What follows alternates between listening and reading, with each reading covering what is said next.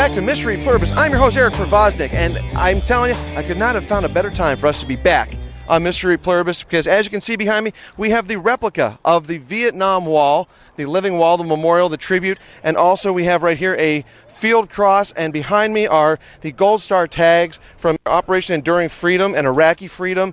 We are here honoring America's soldiers, and enough of my yapping. Let's go talk with the guy who brought all this together down here to Van Nuys, California. We are here right now with the American Veterans Traveling Tribute. Alan, thanks for joining us here on Mr.EPluribus. Definitely appreciate it. And thank you so much for the wall and the memorial here. We're standing in front of the 9/11 Memorial, our latest round of heroes. And what inspired you to actually get this tribute going? Well, American Veterans Traveling Tribute has been on the road since '98. Originally, we had the Vietnam Wall. Our traveling wall is an 80% replica of the memorial in Washington, D.C. 80% in size, but has all the names. And about 4 years ago, we elected to expand that into more than just the traveling wall. Into what you see around you is the Cost of Freedom tribute. So we have something for every war that the United States has been involved in. The key, though, is that from Vietnam forward, we have the names of all the casualties killed in hostile action recorded. What inspired you to remember the current fight going on now? Well, I'm a retired Army officer and a Vietnam veteran, and veteran of a couple other things.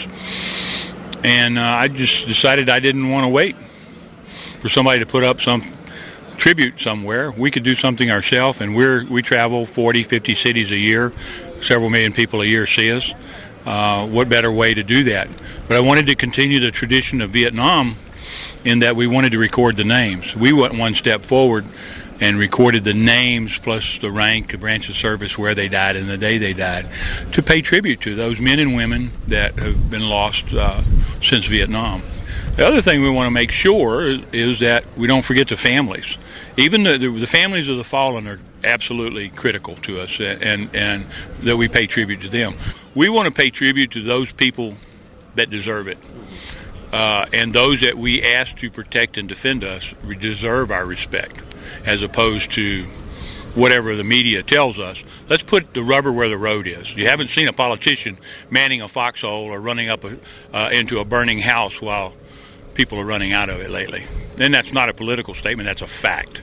Alan, for all the places that you've been to with this memorial, I'm sure you've heard tons of stories, tons of people coming and being appreciative. Is there any one in particular that has stuck out in your head?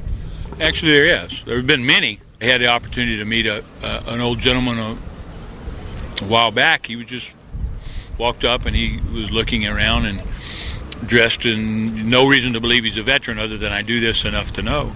I walked over to him and introduced myself, and I said, "Sir, are you a veteran?" He said, "Yeah." I said, "World War II?" And he said, "Yeah, I served there in World War II." I said, "Did you see do you mind talking?" He said, "Oh, of course not." "Do you mind?" He said, "I'll be happy to talk." And I said, "Well, did you see a lot, actually?" He said, "Yeah, I saw some." I said, "Well, let me ask you, as one veteran to another, was any of that... did any of that stick in your mind?" And he said, "Yeah, I think about it once in a while, but I got a family, I got a life and all that." I said, "What was the most telling time of your time in the war?" And he said, "Omaha Beach." And I said, "I have to ask, sir." He said, "Third wave. As you know, the first and second wave were destroyed, and most of the third wave." And I said, how bad was it?" And he said, "It was bad." I said, "Did you lose a lot of friends?" And he said, "Yeah." I said, "A lot?" And he said, "Yeah, all of them." So as I always say, I shook his hand and say, I just want to tell you, all the years I spent in combat and in the military and everything, were my contribution, but it was nothing like your contribution. They left here not knowing whether they were going to win and have something to come back to. You have to go finish it and come back. Those people that don't read history are doomed to repeat it.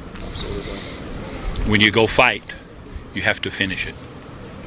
And then you come back home, hang up your uniform, and you go back to having a life.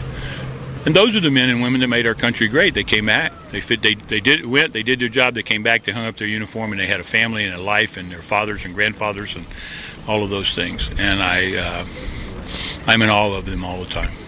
I'm in awe. I mean, I was very moved by the chronicling of every war and how many people were lost, how many people served, and can't thank you enough for this, Alan. I really, as an American, as a son of the Revolution, and as someone who is behind our troops, our men and women constantly, I definitely appreciate it and thank you. And we'll let people know about the memorial and tell them to go do something. Quit talking. Quit buying bumper stickers. Get off their ass and do something. Can you say that? We're going to leave that on because we are Mr.EPluribus. You're darn right. You're damn right. So we'll keep that on there, Alan. And thank you again. Really appreciate it. And, of course, no trip down involving Operation Gratitude involved with this memorial today would be complete without talking with Carolyn Blaszek. Thank you so much for doing this, as always. It's always an honor to be, and I'm in awe of what this lady does. And also with Liz, in honor of what she did in organizing this day. And ladies, just, I have no question. Thank you so much for doing this. And any last thoughts you have for our Mr.EPluribus viewers in terms of getting involved? Well, thank you. I really want to introduce Sergeant Cowie here as the woman who partnered with me to get Operation Gratitude started in this armory. She was the one who brought us in here so that it could expand outside of my house into the real community. And she's a war hero herself, having been in the Gulf War and Iraq. She's amazing. I'm going to let her say a few words. Well, Liz, you got 30 seconds, 30 to 45 seconds, and thank you. And to you. Come down, volunteer. Our soldiers that are currently deployed need all the support that we can give them. So come down, get involved with Operation Gratitude, whether it's collecting donations, coming down and doing care packages, whichever way you can get involved, please, we need your help. Absolutely. And Liz, Carolyn, thank you. And Operation Gratitude, thank you. This is Eric Provozic for Mr.EPluribus. We're back, baby! Bottle of the North Creek in no bag of cigarettes. Hello and welcome back to Crap Ball. I am Kosher Kovnuchki Borienka. Yes, with the bottle of the North Creek. No bag of cigarettes. It's song lyric. I am wearing this costume in response to the Target superstores, the shopping centers that they were strong on this past week by the Coalition for Humane Immigrant Rights in Los Angeles, California. They said, oh, that it is not funny to have an alien with the alien head, an actual alien with the big eyes and holding green card.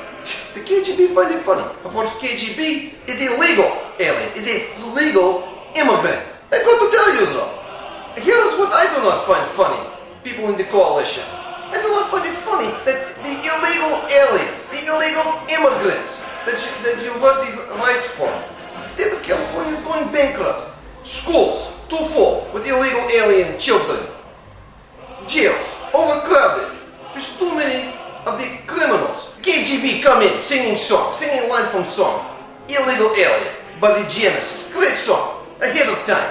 There's another line in song. Over the border lies the promised land.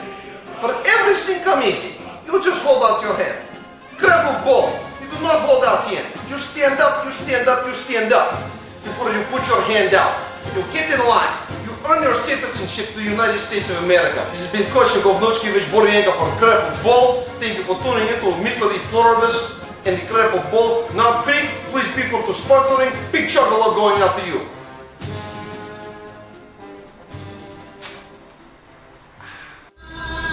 Bless America, land that I love.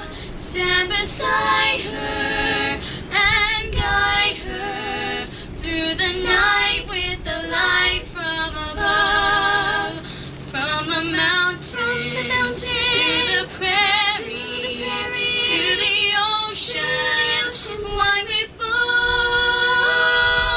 God bless America, my home, sweet home.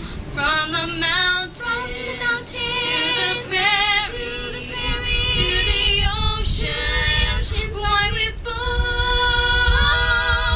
God bless America, my home, sweet home. God bless America, my home, sweet home.